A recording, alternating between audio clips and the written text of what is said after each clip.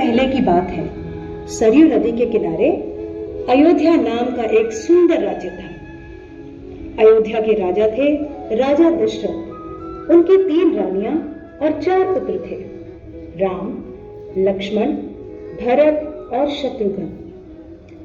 जब राजा दशरथ ने राम को राजा बनाने की घोषणा की तब सभी लोग बहुत खुश हुए, लेकिन रानी कैकेयी खुश नहीं थी। महाराज, क्या आपको याद है आपने मुझे 2 वचन दिए थे? आज उन वचनों को पूरा करने का समय आ गया है।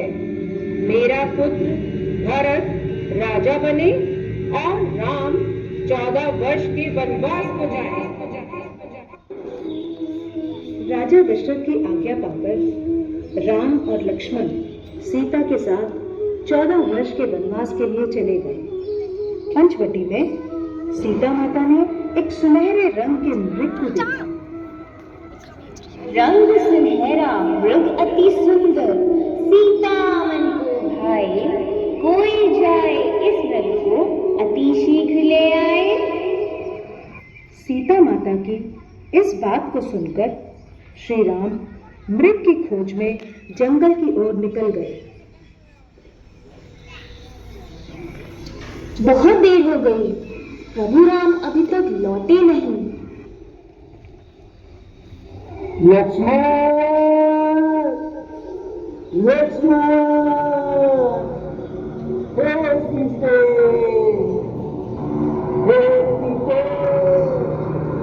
लक्ष्मण, लक्ष्मण देखो, प्रभु तुम्हें अपनी सहायता के लिए पुकार रहे हैं। हे माते, ये मुझे किसी मायावी शक्ति का कार्य लग रहा है। आप चिंतित ना हो, भैया जल्दी घर लौट आएंगे। नहीं लक्ष्मण, मेरी आज्ञा का पालन करो। जाओ, प्रभु को तुम्हारी सहायता की आवश्यकता है। ठीक है माते, किंतु आप इस लक्ष्मण रेखा को पार नहीं करना।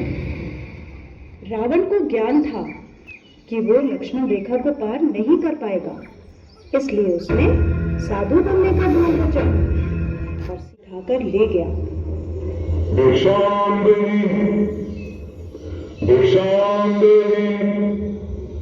हे मुनिवर, भिक्षा स्वीकार कीजिए।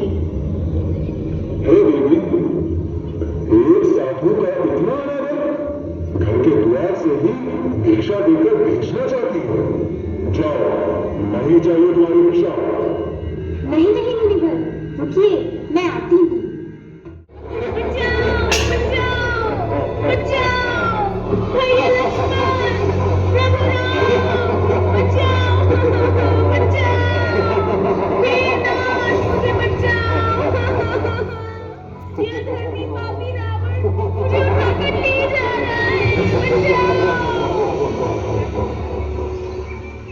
राम और लक्ष्मण सीता माता को कुटिया में ना पाकर बहुत चिंतित हुए और उनकी खोज में निकल गए। श्री राम, लक्ष्मण और हनुमान ने लंका पर चढ़ाई कर दी।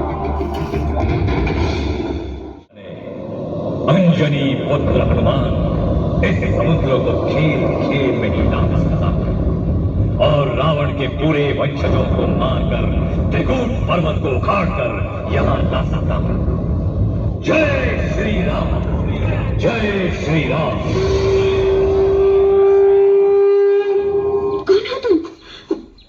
क्या ये मुद्रिका तुमने ही? पहले मुझे आशीर्वाद दे माते। मैं श्री राम भक्त हनुमान हूँ। मैंने ही प्रभु के संदेश के रूप में ये मुद्रिका आपके सामने गिराई है।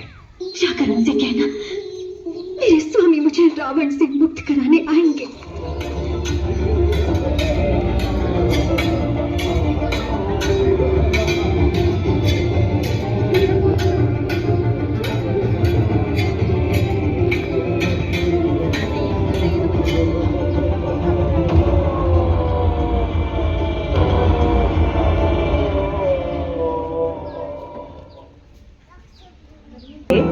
इस दिन को विजयदशमी कहा जाता है।